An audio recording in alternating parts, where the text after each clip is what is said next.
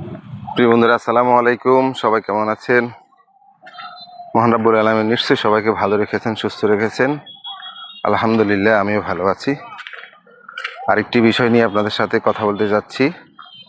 সেটি হচ্ছে, আমরা যারা ব্যবসা বাণিজ্য করি বা চাকরি করি, সময়কে আমাদের মূল্য দিতে হবে। আমাদেরকে সময়ের গুরুত্ব বুঝতে হবে। আমরা কোনোভাবেই সময়ের অবহেলা যেন না করি। আমরা সময় মতো যদি আমাদের কাজগুলো করি, আমাদের প্রত্যেকটি, তাহলে আমাদের কোনো কাজ বকেয়া থাকবে না। আপনি যখন সময়ের মূল্য দিবেন না, তখন আপনি পিছিয়ে পড়বেন।